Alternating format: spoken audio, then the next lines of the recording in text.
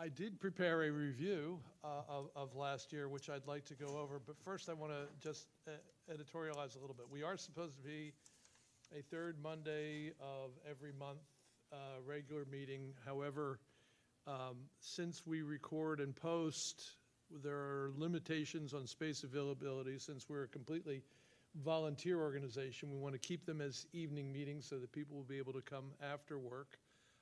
And we have not infrequently been booted because issues caused the Board of Commissioners meetings to change and essentially displace us. Otherwise, we'd be limited to a half an hour meeting on the dates when the Board of Commissioners meet. So I apologize to everybody. I don't know what I can do. I don't have, if people had ideas, that'd be great, but I have asked that we have our schedule for the rest of the year published, and that we'll get that out to folks as promptly as we can so people can record on their calendars and make the changes. The other thing that I think might be helpful, we used to do Zoom meetings during the deep dark days of pandemic.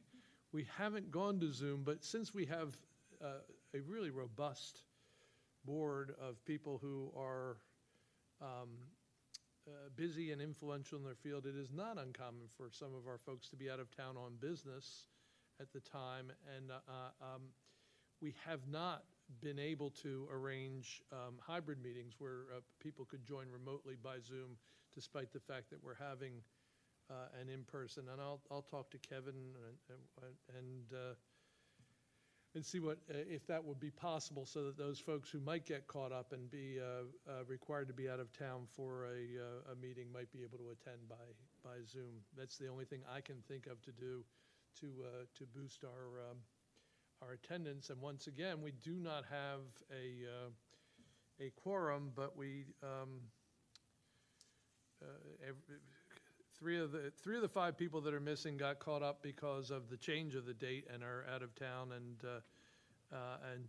two other folks have personal reasons that they can't be here. So we will not have a meeting where we take any votes, but there's a lot of informational work that we can do, get done, and move forward on. I feel a little bit like the folks at the school district who always have to start about 30 yards back from where they finished the previous. So getting up and getting geared up is important.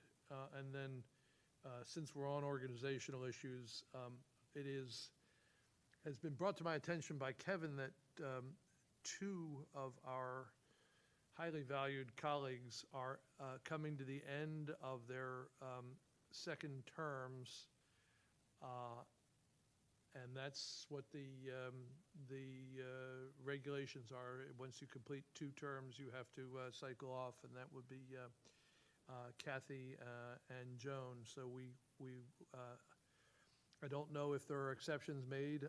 I was talking to Joan and asked her to talk to Kevin about that. But having finally achieved a full slate of members, we will probably be recruiting for new members come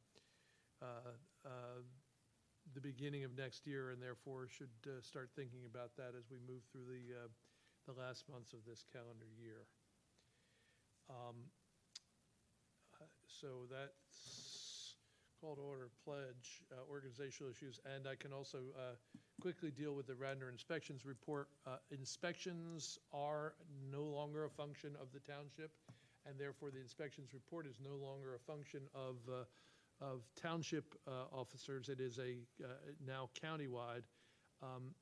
Alex had voluntarily been keeping an eye on the inspections for anything that should be brought to our attention, and I was in communication with Alex, and he did not have anything to report. So this is voluntary and informational at this point, and nothing to report on that. The review of 2021, 2022 activities, I think, is worthwhile to take on at the beginning of the year, because I think it can feel like we're trudging uphill, and at the beginning of the next meeting, we're back down at the bottom of the hill, and it can feel like it's hard to get things done, in that we are a voluntary organization without a budget and can only influence through influence. But when I went back and reviewed what we did, I think we can be proud of the things that we did and how they came about. So I have a top 9 of things that we covered, and I apologize to anybody who might feel left out. Please let me know, and I'll make amends. But the first thing was that at the very beginning of last year, we had something that came at us as a bit of a crisis, in that there was a collection of parents of students at Villanova who had great concerns about the presence of mold in the dormitories, and we helped the Board of Commissioners guide through the process of getting that sorted out, and not taking on something that I'm awfully glad that we didn't take on, which is to have the township be a mold mitigation organization, which we are not and certainly cannot be. And as a signal of the value of what we did, we got a letter from the Director of Government and Community Relations, Hallie Ammons, from the university, informing us of what the university's plans are coming into this school year for mold detection and mold mitigation. I thought that was worth letting everybody know. The second thing is something that I'll punt a broader discussion of, and that is the review and overhaul of animal health ordinances in the township, and Joan will give us a report of that status. But I think that is something that came out of, so the first came out of actually public participation. The second came out of the interest of specific members of the board, especially Joan, and Joan has done huge work on that, and she'll give us a report on the standing of that, as well as efforts. I think this also came out of the board, the notion that the highways may be a little less safe than they were before pandemic for a wide array of reasons. We don't really need to know the reasons. The data actually support that, and both for people, for pets, and for wildlife. And Joan has undertaken an effort with the police department in the township to at least improve the infrastructure around trying to protect wildlife and make our roads a little more civil for the uncivilized wildlife. The next thing that I have on my list is something that I thought was very important, and Jenny is with us at the meeting today, and I thought it was really important for us to tether, as in that we are a voluntary board, tether the board to the important things that go on in the township. And it seemed to me that a lot of what might be going on in the school district. So although it is separately enfranchised, keeping us informed of what's going on there and the school board informed of what's going on here might help in both directions. So I'm thrilled that Jenny has joined us, and I'll ask Jenny to do a quick report when the time comes for what might be going on over at the school district, especially with regard to the updates on what is going on with regard to COVID mitigation and perhaps the flu season. Another thing that I think was really a positive for the board was the presentation that I reviewed subsequently but wasn't here for, that Julie Kohler gave on mental health in the township, and it's been posted, and it was warmly received and is a resource. And that's the kind of thing that I think having the broad and diverse board that we have allows us to contribute in that way to the education and enrichment of the people of the township. The next thing, and I'm kind of going through these by calendar, because the next thing might have been the biggest, and that was the ability of the board to rapidly pivot and respond to the needs of the Board of Commissioners when a Sentinel event happened in the township in terms of the Kratom store that opened on Lancaster Avenue and the huge kerfuffle that it caused. Sounds like a Joe Biden word, kerfuffle, across the township, and we have been repeatedly thanked by many members of the Board of Commissioners for providing an unemotional, fact-driven, scientific, and public health-driven analysis of what the issues might be and what the options might be for the township to respond. The next item on my list involves our response to public participation, and Sarah Pillar is in the audience, and that had to do with developing a plan or encouraging the execution of plans to mitigate risk, especially to seniors, but I think to the entire population of the township, for what appears to be a progressive increase in the frequency and intensity of weather-related risk in the township during the summer months when temperatures are very high and unsafe. And I'm sure everybody who listens to any broadcast of the weather now knows that of all of the weather conditions that humans confront, both nationally and globally, the most fatalities occur as a consequence of heat. The eighth on my list was the student intern presentation, which we have annually, and last year it was a little bit of a struggle to move things through, again, mid-pandemic.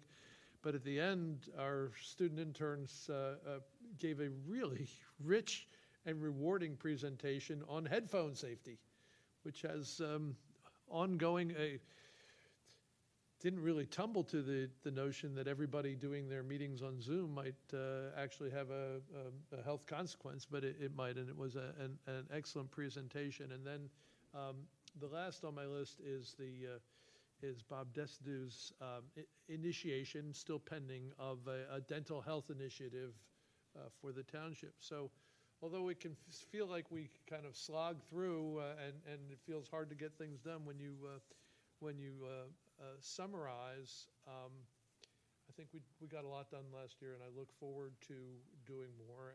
I'll again, the three ways that we get agenda items that can be helpful are through public participation, through request of the Board of Commissioners, and like ideas that sprout from the head of Zeus fully formed from our own efforts.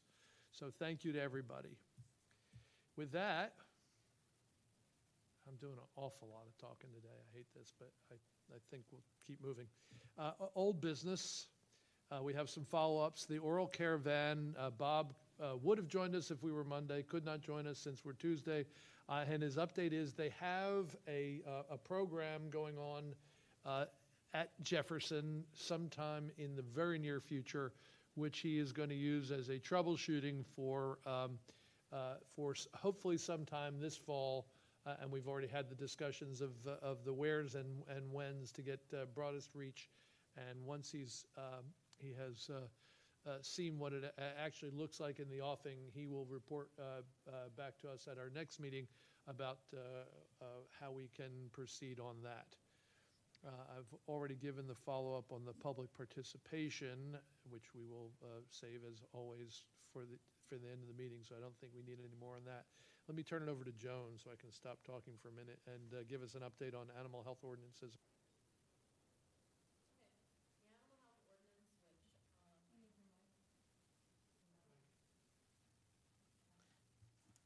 The animal health ordinance, which was requested of me to work on some updates last fall. I believe the last time it was updated was like in the 1970s, so it is a very archaic document in a lot of ways currently. I suggested some updates. As of the spring, it's now in the hands of the animal control officer, Bill Gallagher, who is working with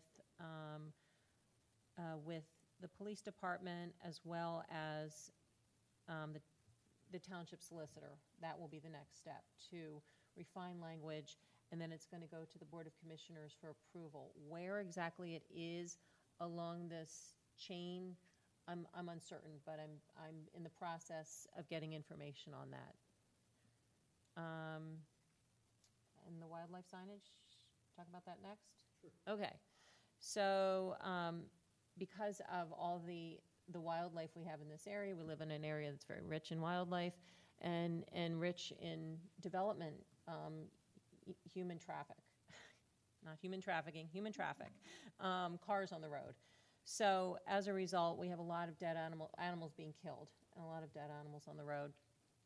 To reduce that, particularly as it pertains to nighttime driving, when you have a lot of these nocturnal and crepuscular animals that are crossing the roads and getting hit by cars, we are working to get wildlife crossing signage, just to remind people the areas that are high wildlife traffic areas, where you have raccoons, deer, foxes, and such, opossums, skunks crossing the street a lot, particularly in the evenings, to slow down a little bit, and maybe even drive the speed limit. So where that stands, Sergeant Stanson is in charge of signage in the township, and he will be meeting with Bill Gallagher, the animal control officer, about determining the placement, the best placement of the signs. They can only be placed on township roads. We have many Pennsylvania state roads going through the township, so these would not apply. So we are now looking at locations, and then from there, believe will go to community development and then eventually be approved by the Board of Commissioners. And hopefully that process can be expedited. Right now is a very high traffic area for animals. They're doing a lot of crisscrossing roads, trying to sort of bulk up and find food and bulk up for the winter.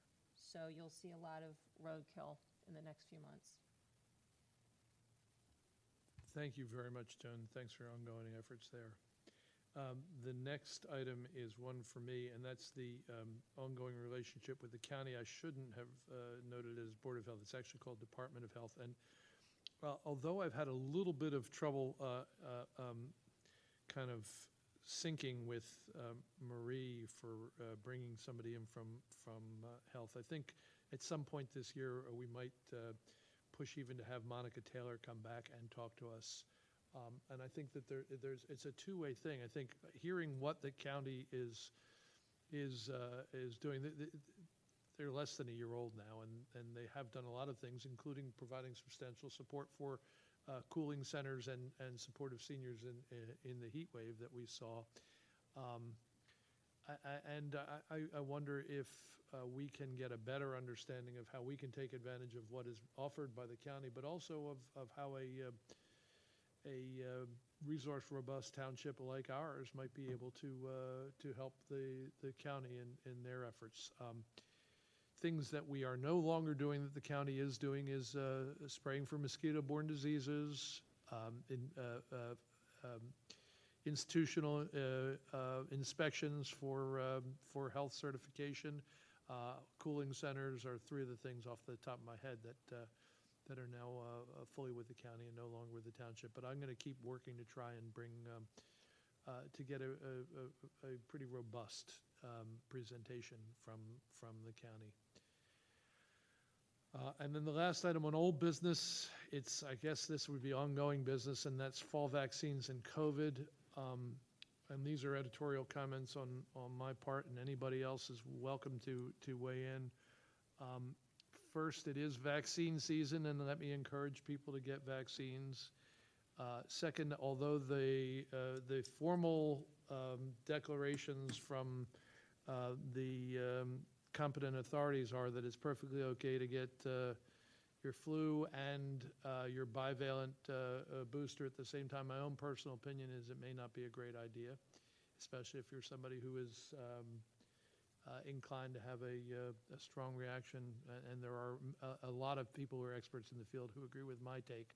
My reason for bringing that up is don't feel compelled or intimidated to get them both at the same time, but please do certainly get your vaccinations, and I would encourage people to get the bivalent booster. It has a component to it that is designed to increase antibody responses to the Omicron variants, and therefore to help boost protection from serious disease and hospitalization from COVID, which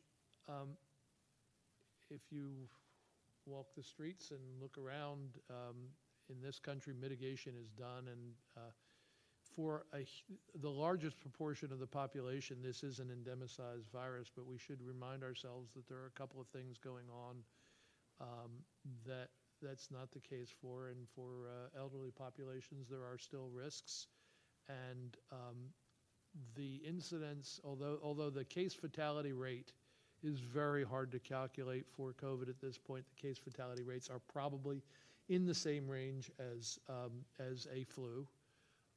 Which is not trivial and not unimportant, but certainly not what we saw 2 years ago or even last year in the fall with the Delta wave. The thing that has emerged, however, is long COVID, and it is possible, it's awfully hard to sort the data out, but it is possible that we're actually seeing a higher frequency of long COVID syndromes coming in with Omicron and the variants, and it is not a trivial problem. So, although I think things are moving in a salutary direction for all, I don't think we should just ignore the fact that it isn't done, and that there's a lot of cleaning up to do from what happened, including mental and physical health, and over 1 million who died. And people wonder, well, why might we have a workforce shortage?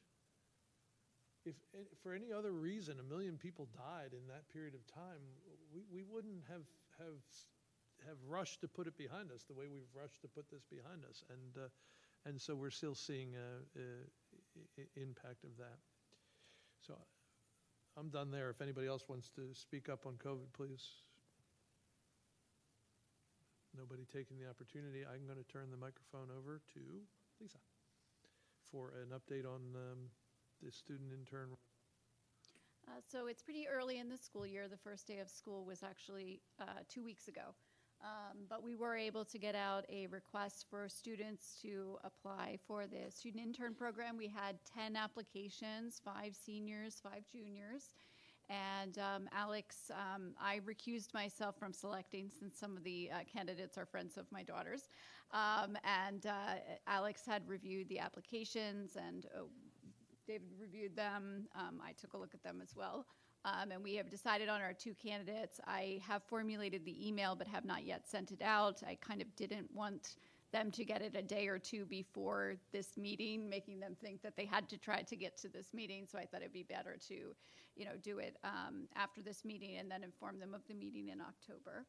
Our plan is to try to meet with the interns once or twice before the next meeting, to have them brainstorm some ideas, maybe 2, 3, 4 potentially, of topics they're interested in pursuing and how they might want to pursue it, and then kind of bring it to the board next month so everybody can, maybe weigh in with your 2 cents or say, oh, I have a source that you could use for that, or I have an idea of how to make that easier. We're trying to have them not make it too large, but yet still have an actionable project.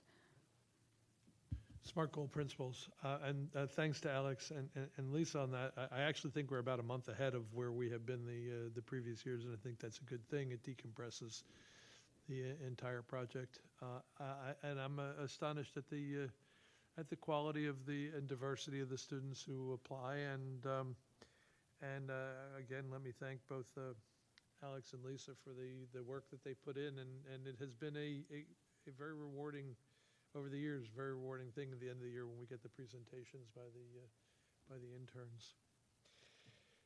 So With that, new business, I'm going to ask Maggie if you have anything to inform, request, illuminate from the Board of Commissioners for us. Thank you. No requests currently. I did, again. Have you checked your inbox? Yeah, again, you've already mentioned the cooling centers, and I was just chatting with Sarah here before the meeting, but the potential for expanding the hours, as we now have them open during the day, but in fact, things are usually warmest in the evening, and the temperatures don't peak until quite late, and that it may be something that we really need to look into. The building is open. The statement by the township this past season was if people really needed it, they could call the police and they would let them in. I don't know how much that word got around, or if people are willing to do that. It's a little creepy to have to call 911 or whatever and say you're hot. So, but I think we could work on a way to try to facilitate that for the next season with eyes open, realizing that that really is a warm time. People can't eat when it's that hot. I mean, everything spirals. So dehydration spirals. It's just not a good thing. The Kratom business is in the courts, so I can't really comment any more about that. But the store is still closed. They're still not basically permitted yet. So for the things that any store would need. So we'll see how that goes. And the only other health and environmental health thing to put forward is that the plastic bag ordinance went through, went into effect on the 15th, and is in a 6-month grace period as far as fines and enforcement. But we really, I'm going to start going in and pushing some stores. I've not seen any signs up yet. And, just to say, hey, this is going to happen, and it's going to reflect poorly on them and on all of us as the township-wide if people aren't ready for it and it's a surprise. What did you say the duration of the run-in period So it is? was from the time it was passed, it was a month until it was effective, and then a 6-month grace. I mean, it's in effect right now. But a grace period people hear as I'm not going to be punished, so why I don't have to deal with it yet. Yeah, so with this like everything else, how can we make it in somebody else's interest to do what we want them to do? That's right. And I think that if people postpone and don't do anything now, 4 months from now, they're going to be further away from that, and then all of a sudden the calendar is going to change, and there will be fines. So I wonder if there's anything we can do with our fabulous new systems to get people to wake up, and now is the time to start putting into effect mechanisms to be in compliance 6 months from now when fines will be imposed. That's exactly right, because you're going to have anger issues. You're going to, have people kind of going nuts in the middle of Giant. What do you mean I have to pay 10 cents for a bag? And, you know how that goes. So what is the date that it goes into effect? So That March they have to 15th. be in compliance? When? March 15th, I believe. March 15th, okay. This is great. That's great news. Yeah, it's a wonderful, wonderful thing, and thank the EAC for actually getting it out there and getting it through. So are they're allowed to continue to offer them but charge people, or they're not allowed to offer them at all? And is there, Okay, what there is will the be no fine? single-use plastic bags. Okay. They will be charging for all other bags unless you bring them yourself. Got it. Okay. With a few exceptions, it sounds like if you're in a place where bags are donated, say a food bank or the thrift shop, donated bags can be used without a charge. And that's about the only exception I can think of. Oh, nonprofits. Yes. Okay, and then can you talk a little bit about enforcement for that as far as fines for businesses? I can't, actually. Okay. All right. Can Sorry. we place scarlet letters in in front of non-compliant businesses. I'm only kidding, of course, but that's very good news. Yeah, it should be terrific. I mean, we're late to the stage for this one. Plenty of other whole states have been doing it. California's been doing it for years. Europe has been doing it for years. So people just need to adjust to it. And I think the trick is really to not go through this rough patch, but to get people prepared for it now. It seems to me that everybody is going to have to do something that they're not used to doing, and that is carry a bag in every time you go to a store. But maybe is there some way that we can post that or get that, start now. Start now, because the reason we're doing this is it's a good idea. So is there some way that we can communicate to folks to get them into the habit? Because once it's a habit, it'll be nothing. No, I mean, I do it now. I've done it for years. And it came to me because the state of Maine did it. And that's where I go in the summer. And you're just going to be high and dry if you don't bring your own bags. So, and now people there, you don't see anyone going into the grocery store. People are a little angry that it's not just grocery stores. It's going to be the little boutique that used to give the logo cute bag. They're going to have to start charging for that as well. So, but so you buy a sweater and you just put it in your car. You don't necessarily need a bag. I don't know. People will get used to it. Reduce, reuse, recycle. Thank you very much, Maggie. Sure, that's about all I have. Great. So then I'd like to turn it over to Jenny for an update from the school district. Okay. There. So if I start with COVID and everything that we've done before, this is the first year since 2019 that we started, and I'm going to air quote here, normal. And it's been absolutely wonderful. And I don't think a lot of people understand that aren't in our schools just what it means. But just to remind everyone what it was like to be in elementary school, for instance. So in elementary school, there's carpets, and the students would go around the carpets, and they would sit at tables with each other. They're doing that again. It's the first time in the 2 years. So we have students that are in first grade, second grade that have really never had that opportunity before, and they're learning how to learn all over again, and they're really enjoying themselves. Same thing with lunch rooms.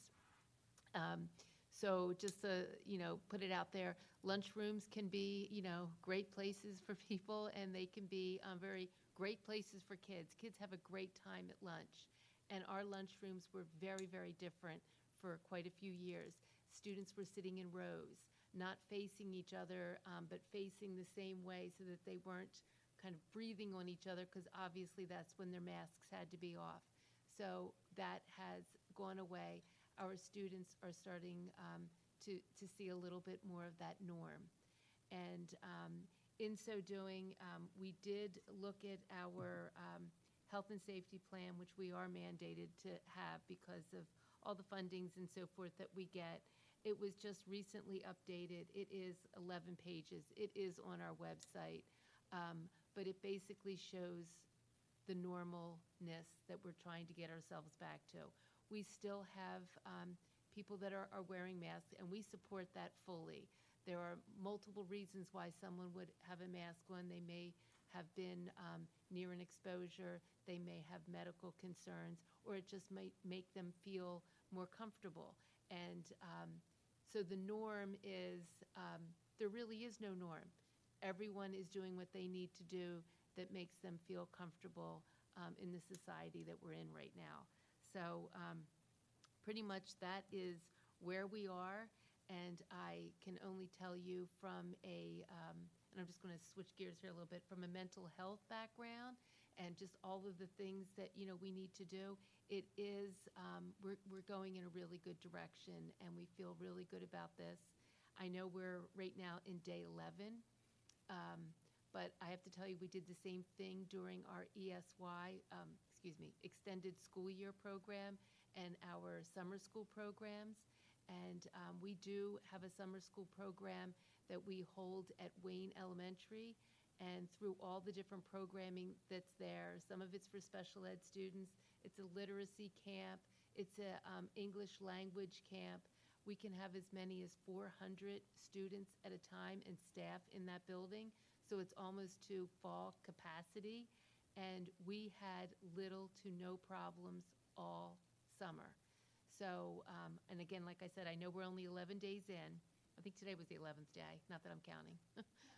But so far, everything has been going really well, and it's been really very, very enjoyable. And it's just funny how a carpet in a first grade room, when the kids come and sit on the carpet, what the difference that makes to a school community, a classroom community. So everything's looking up, and we can only hope that it continues to do that. But we continue to look at our plan and look at all of the different things that are going on in the community with health plans, and we will continue to update as needed. But it's on our website. It's 11 pages in one side, and I think there's a whole nother side that might be another 11 pages. But, you know, it just puts everything out there. But we're super excited about that. Thank you, Jenny, and thank you for joining us. Can I add something? There is also a Radnor reader sent out every week as a parent that informs how many cases there were in the school and staff and students. And then also on the website, you can pull up number of cases per week and what building and if it was staff members or students. So it's really useful So are we information. still doing that, though? So Yep, that's still you going still are this doing it. year? Okay, because I know that they were talking about that. So I do know that our nursing staff and the things that we did previously, I was part of it, where we would do the vaccinations. Like, we have no plans to do that at this point. But, you know, we are fluid and flexible depending on what happens.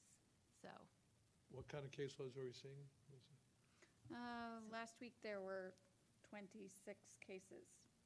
So like What's the size? 3 at the high school, you know, Yeah. 2 at the middle school, you know, kind of spread out through the entire community. I don't know how many students there are in the entire district, but So we that's a have- very small amount. yeah, we have roughly 3,500 within our buildings. I mean, it goes up and down, so anywhere from like 34 to 3,500.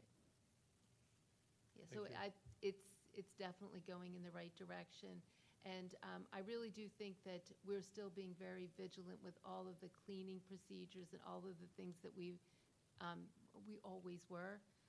Maybe got a little more vigilant through COVID, and that is, you know, continuing. We are really very thoughtful about that as a district, because we want to keep everybody well. Our students, our staff, we need everybody there so that we can keep on running.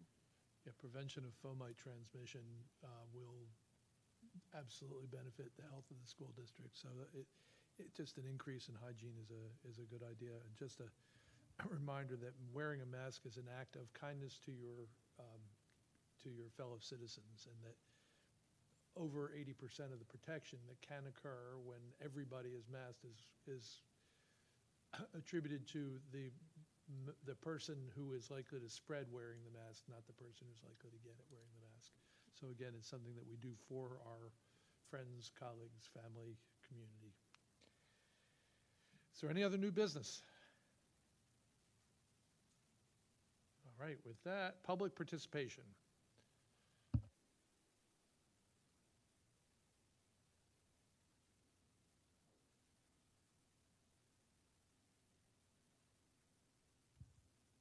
Sarah Pilling, 29 Garrett Avenue. I had one subject, but I'd like to throw in a second.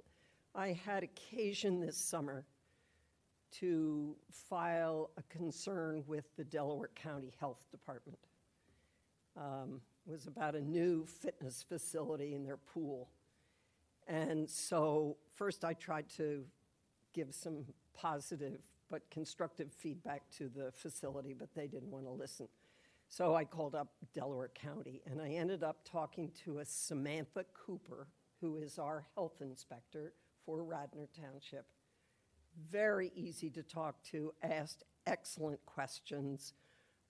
She went up to the facility immediately and tested it. then called me right back. And it wasn't that there was coliform bacteria in the pool, it was they had overchlorinated so much that my earache, my sore throat, and what I thought was a UTI was irritation. But I was very impressed with her, and I wanted to give you, David, her name. But what I wanted to talk about is this summer's heat. I know, we all know, it was a terrible summer. We've had 47 days of 90 or over. It was the second hottest July and the hottest August on record. I believe in walking the walk in addition to talking the talk. So I live in sort of a crappy little house in Garrett Hill that was built in the 20s that had until it was rehabbed before I bought it, it had a mud floor and a coal furnace, and it had grates in the first floor, which had grates above it in the second floor. No air circulation, forget it. So I've lived there for 40 years. I'm 85, but I'm in pretty good health. So I decided this summer I would do without air conditioning. It's not much that I've got, but I would try and do it. And on the 7th of that 9 days, I was so sick. And the piece of it that I think is really important is I didn't really get well until about a week ago. My eating was off, my digestive was off, my energy level was off, my sleep was just totally disturbed, and I swim for exercise, so it wasn't like I was sitting like a bump on a log, but you really couldn't even go outside. Most days there was not a cloud in the sky. So I've appealed to the Board of Commissioners, and you've heard it from Maggie. The most important, well, and the other piece of it is I'm a geek, and I keep track of rainfall and temperature. And the issue was in July and most of August, the nighttime temperature never dropped below 80 degrees. And the body, the plants, the animals, and the people, you cannot recover if you aren't able to lower your body temperature. So I'm hoping that Delaware County is going to continue to take the lead, but I want Radnor to seriously look at how do they open a cooling center so that people can go there in the evening if they don't have air conditioning. I did finally have to turn it on. I have very intermittent air conditioning. I have a mini split in my bedroom. Unfortunately, it's right over my bed, so it blows cold air. So I'd turn it on for half an hour while I took a cool shower before I went to bed, and then I'd set the timer for another half hour. I'd sleep for 2 hours, and then it would be 88 degrees in my bedroom at 11 o'clock. And then I'd turn it back on for a timer, and I'd sleep for 2 hours, and then I would have to do this all night long. It's really serious. I've experienced it now, and it took me down to the point where I thought, I'm not so sure I can stay in my house in the future. And there's no retirement communities, frankly, that I can afford, and I really don't want to go into a SRO or a nursing home. It's serious, folks. It's really serious for the elderly. So I hope that the Radnor Board of Health will continue to advocate this and push it. There are other places other than than this building that could be a center. On Highland Avenue, which has a very high population, lower income population, African American, they have a community center. And if there was some funding or a grant gotten, there would be a place right in the community. Rather than, there are a lot of people who don't drive. And this building is not accessible really by public transportation. So I really, again, appreciate how your Board of Health jumped on this. And the township did open, and we've got to work on it because I don't believe we're going to suddenly start to have cool weather. So from a metrics point of view, although it was only third or fifth most days over 90, it's not really the only or necessarily the best measure of extremity. And the thing that you pointed out number of days where it didn't fall below 80. Actually, the measure that I saw used was the median low temperature, or mean low temperature, which was a record. The nights cooled off less this year than at any year in recorded history. That's number one. Number two, it's temperature humidity index is a construct, but the humidity was also pretty appalling. Number three, it's not just the number of days over 90, but the number of times that the number of days over 90 in a row. So we had 3 of the longest heat waves on record.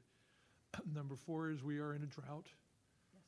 And a drought absolutely accentuates the issues, what it feels like to walk on the pavement if the ground is moist or hard as clay. And something that I do not hear people talking about that I am quite certain is true, that the intensity of the sun is different than it was when I was a child. Dr. Simmons, I've been in the sun since I was 6 weeks old, and we didn't have vitamin D, and I was put out on a deck at 6 weeks of age, bare naked, to get vitamin D, because that's how old I am. I have always been able to be in the sun with no issues. I cannot do that anymore.